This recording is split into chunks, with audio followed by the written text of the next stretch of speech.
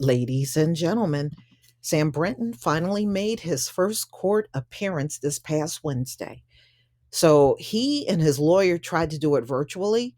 The lawyer tried to get the judge to do it on Zoom, and the judge said, nope, it's a felony what he did. He's going to have to make a physical appearance. So that's what he did.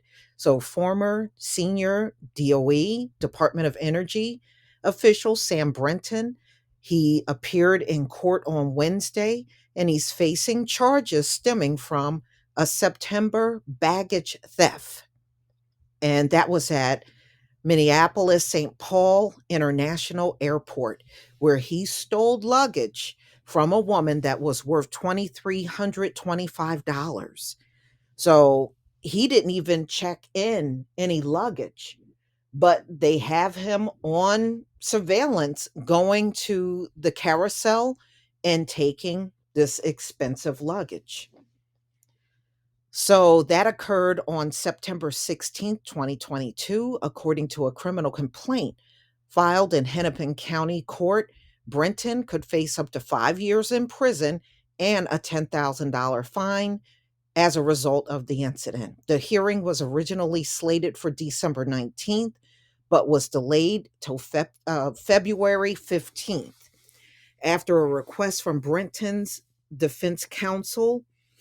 The judge presiding over the case, however, rejected multiple requests from the defense lawyers to allow Brinton to attend the hearing remotely, arguing that Brinton was in the midst of dealing with employment issues and that the case had garnered substantial media attention. Well, he pretty much did that to himself. So the current district policy does not allow for remote appearance to be conducted by felony first appearances on property, drug calendar, with any, so there's no exception. If you commit some sort of property theft or drug issues, you have to appear in person. So Judge Gina Brandt wrote Brenton's lawyer in December, therefore, I must deny your request again, following the media report that Minnesota charges in November. Meanwhile, police also in Las Vegas are also throwing charges on Sam Brinton because back in July, on the 6th of 2022, he stole expensive luggage worth $3,670 from Harry Reid International Airport. In light of the information, Nevada investigators immediately recognized Brinton as the suspect pertaining to the case and charged him.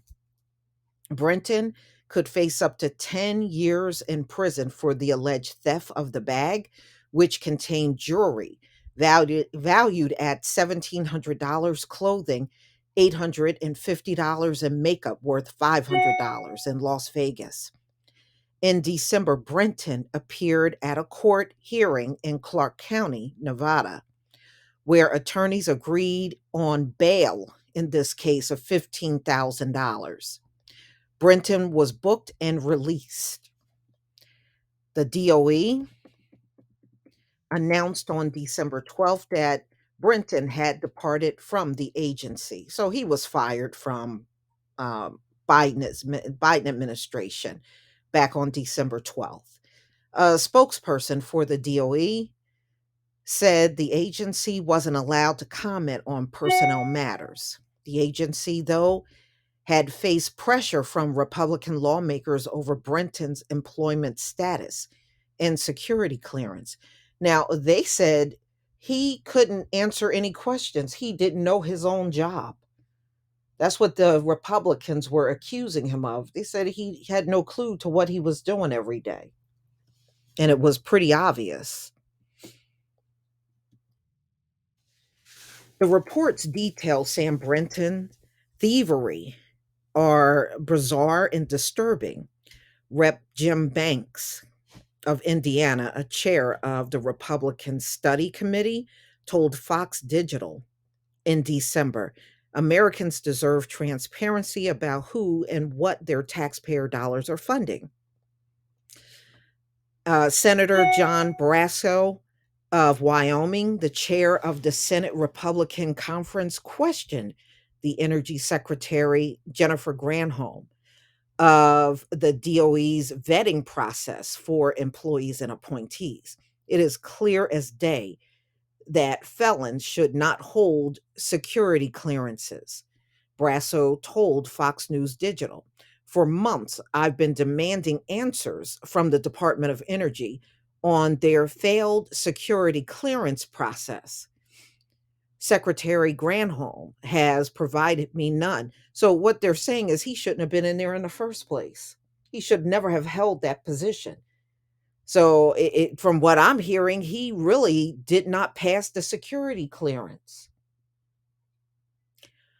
Brinton had made headlines in June for being chosen to be the DOE Deputy Assistant Secretary for spent fuel and waste depositions.